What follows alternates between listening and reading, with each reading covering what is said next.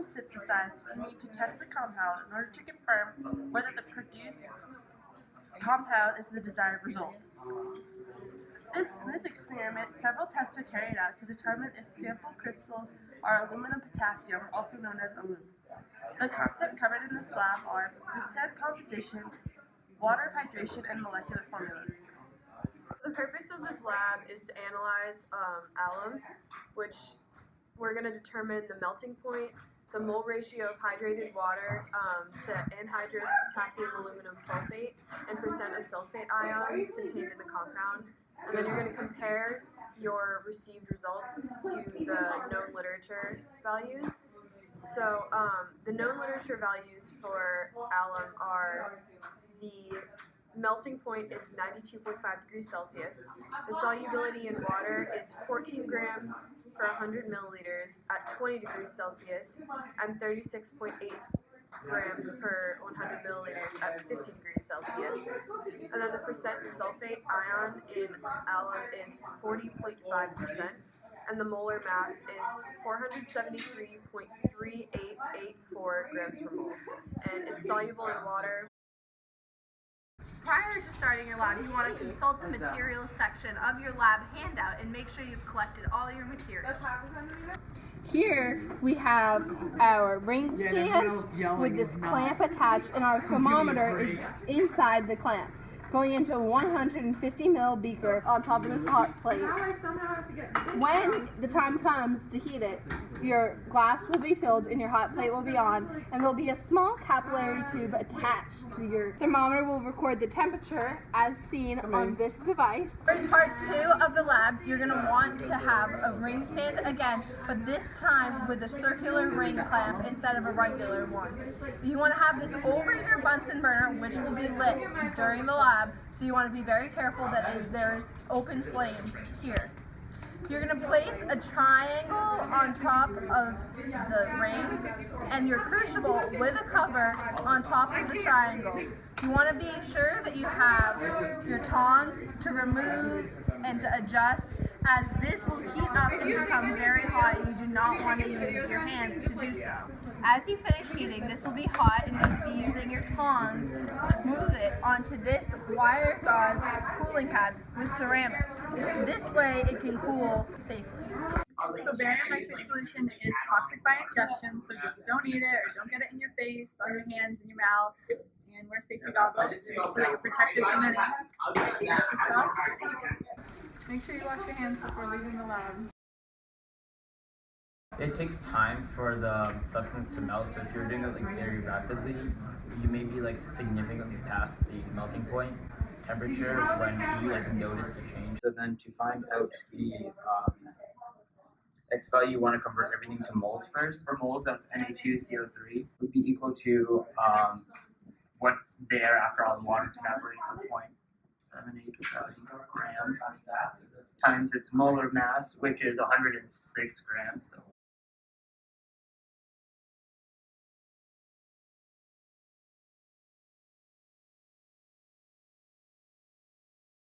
and then to find out water, you're going to subtract 2.123 grams minus 0.787 grams, because that's what's been evaporated.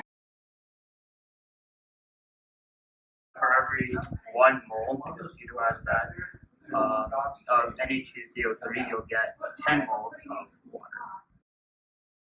So then you're going to figure out your reaction, since it's a single replacement and the charges really don't change. It's going to be just 1 mole to 1 mole. So then you know from here that you have 0.0051 moles of magnesium sulfate. Multiply it by the molarity, and then you're going to convert it to milliliters. And then you basically have to follow the same pattern for part 3.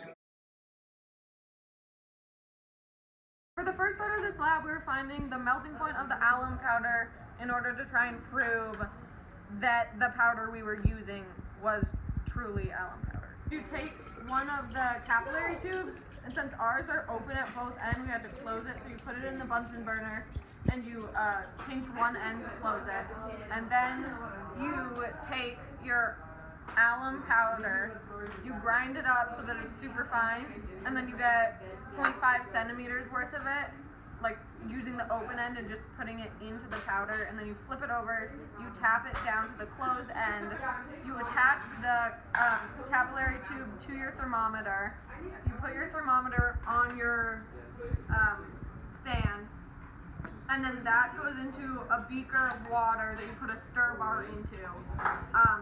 And then you want to turn your stir bar on as slow as it can go. That's just to get like a uniform temperature throughout your water.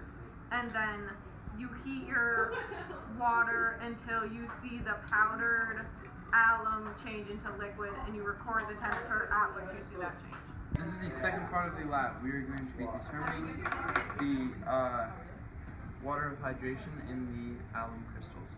So first off, you want to get rid of any excess chemicals on the crucible. So you heat the crucible for about 10 minutes to burn off all excess chemicals on there. After heating the crucible with nothing in it and letting it cool, you want to mass the crucible with nothing in it and find that mass, which we got to be 66.78 grams. Then you want to add about 2 grams of the alum crystals to the scale with the crucible. Make sure you have the cover on so you can get accurate readings, and then record the mass again. And we got 68.70 grams. And then you subtract the two to get the exact mass of alum crystals. You want to heat the crucible with the alum crystals very gently at first to avoid that the water being carried off to take crystals with it. Avoid splattering as well. After heating the crucible with the alum crystals a couple times in order to obtain a constant mass, you want to calculate how much water was driven off, in which case you can calculate the moles of H2O and how much H2O left.